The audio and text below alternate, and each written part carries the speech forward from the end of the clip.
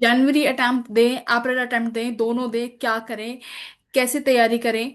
इस वीडियो में हम जरूर जानेंगे कि कौन सा अटेम्प्ट ज्यादा इजी होता है, किस अटेम्प्ट में तुम्हें ज्यादा मार्क्स चाहिए होते हैं। तो देखो, तुम्हारा जेई का एग्जाम दो शिफ्ट में होता है और दो बार होता है। एक होगा तुम्हारा जनवरी में और एक होगा फिर तुम्हारा अप्रैल में।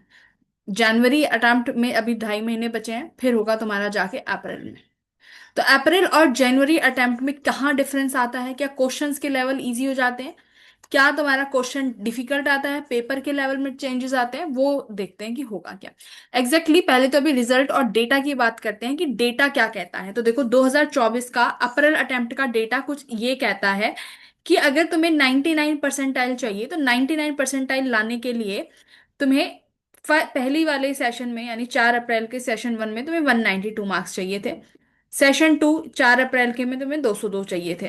और मैं बात करूं तो ये मैक्सिमम जाता है 210 और 212 99 परसेंटाइल के लिए। तो यहाँ पे लिख लो कि मुझे अगर अप्रैल अटेम्प्ट में 99 परसेंटाइल चाहिए थे, और तो मेरे को 210 या 212 नंबर मैक्सिमम किसी शिफ्ट में लाने पड़ेंगे, जो शिफ्ट इजी आई होगी, है ना। इजी शिफ्ट आई है तो उसमें मुझे इतने मार्क्स लाने पड़ेंगे, 210 और 212। अब जो सबसे कम नंबर है तो वो यहाँ पर तुम्हारा वो सबसे कम नंबर बनता है 186, यानी 186। अगर पेपर किसी शिफ्ट का डिफिकल्ट आ गया, सुनो मेरी बात, 99% यानी किसी शिफ्ट में पेपर डिफिकल्ट आया है तो वहां पर तुम्हें मार्क्स चाहिए 186 मार्क्स लाने के लिए, कितना, 99 परसेंटाइल का स्कोर।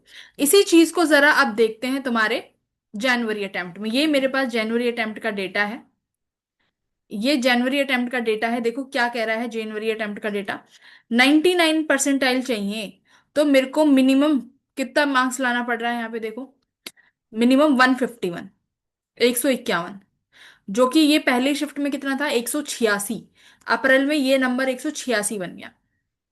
मैक्सिमम की देखो मैं बात करूं तो हो सकता है जो शिफ्ट वन है यहाँ पर 236 की बात हो रही है, इसका मतलब ये पेपर काफी काफी इजी होगा, तो यहाँ नॉर्मलाइजेशन किया होगा तब ये 236 नंबर बन रहा है। बात समझ में आई।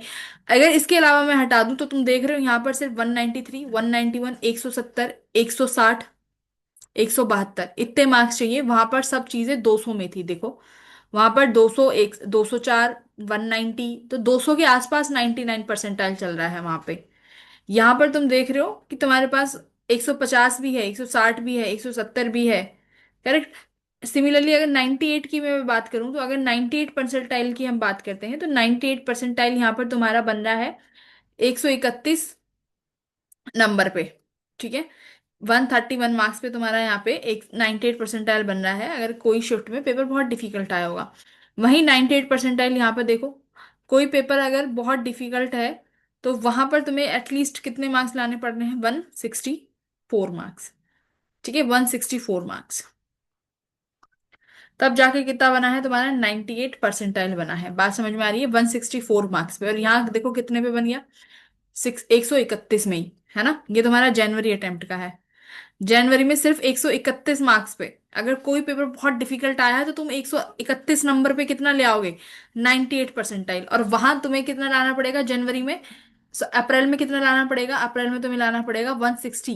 ये ला ना, ये 164, not even 160, 164 number.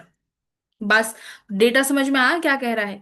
Most difficult paper में भी अगर 98 परसेंटाइल 131 में बन रहा है तुम्हारा जनवरी में, तो उसकी मेहनत अप्रैल में तुम्हें 30 नंबर बढ़ाने पड़ेंगे। You have to score 30 numbers more in April. तो ऐसा क्या हो रहा है, तो यहां से तो तुम्हें एक चीज तो समझ में आई होगी कि अगर मेरे को अप्रैल अटेम्प्ट में, हम अप्रैल जेई का अप्रैल अटेम्प्ट देंगे तो उसमें होगा क्या, सबसे पहले तुम्हें सेम परसेंटाइल के लिए, सेम परसेंटाइल के लिए मोर स्कोर चाहिए होगा, ज्यादा स्कोर चाहिए होगा। कब, अप्रैल अटेम्प्ट में।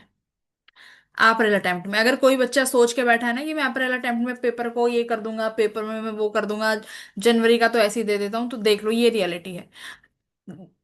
जनवरी में तुम्हें नंबर कम चाहिए और तुम्हारी परसेंटाइल बढ़ जाएगी, लेकिन वही परसेंटाइल अगर कोई बच्चा अप्रैल में पेपर देगा तो उसको ज्यादा मार्क्स लेके आने पड़ेंगे। तो ऐसा क्यों होता है, तो देखो इसके बहुत सारे रीजन है। हो क्यों, क्योंकि अप्रैल अटेम्प्ट तक बच्चे क्या हो जाते हैं, अपने बोर्ड्स के एग्जाम से फ्री हो गए, तुम्हारे पास कोई टेंशन नहीं है, टेंशन फ्री होकर पेपर दोगे। बोर्ड के एग्जाम में भी तुम अपना पूरा सिलेबस रट के जाते हो, कोई ऑप्शन ही नहीं बचता। तो बोर्ड तक तुम ऑलरेडी अपना सारा सिलेबस रट चुके हो। मेरी बात समझ रहे हो, सारा सिलेबस तुम बोर्ड पे रट चुके हो। तो पहली बार बोर्ड का सिलेबस कंप्लीट हो गया, इसका मतलब जेई का तुमने ऑलरेडी 50-60 सिलेबस कंप्लीट कर लिया।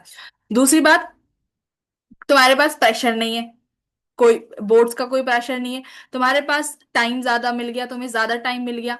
तो ज्यादा से ज्यादा बच्चे क्या करते हैं, अप्रैल अटेम्प्ट में ज्यादा अच्छा स्कोर कर लेते हैं। तो अप्रैल अटेम्प्ट में नंबर ऑफ दो स्टूडेंट्स हु आर स्कोरिंग मोर और हु आर स्कोरिंग बेटर, वो नंबर बढ़ जाता है। तो यहां पर आता है रोल ऑफ परसेंटाइल। तो परसेंटाइल क्या कहती है, देखो परसेंटेज और परसेंटाइल में कंफ्यूज मत होना।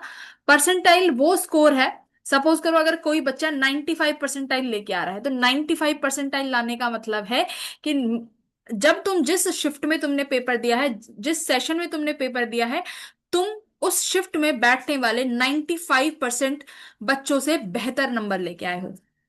95 परसेंटाइल का मतलब है अगर तुम्हारे किसी शिफ्ट में तुम्हारे 95 परसेंटाइल आए हैं, that means you have scored better than 95% of the candidate who are appeared in your specific session, उसी सेशन में। अब ये नंबर क्या होगा, ये नंबर अप्रैल में बढ़ जाएगा। अब ये नंबर अगर अप्रैल में बढ़ गया, यानी पहले सिर्फ 20 बच्चे लेके आ रहे थे तुम्हारे बराबर नंबर, अब वही बच्चे 50 हो जाएंगे, कि अब 50 बच्चे वही सेम अमाउंट के नंबर लेके आ रहे होंगे। तो यहां पर रिलेटिव मेजर के लिए क्या करेगा जेई, तुम्हारी परसेंट सेम नंबर पे तुम्हारी परसेंटाइल क्या हो जाएगी, डाउन चली जाएगी। दैट मीन्स अगर परसेंटाइल बढ़ानी है तो तुम्हें बहुत बहुत ज्यादा स्कोर करना पड़ेगा। यहां पर कॉन्सेप्ट आता है हमारा ये परसेंटाइल का। Got it. तो इसीलिए कहते हैं कि अप्रैल में तुम्हारे मार्क्स नहीं बढ़ेंगे, सबके मार्क्स बढ़ेंगे।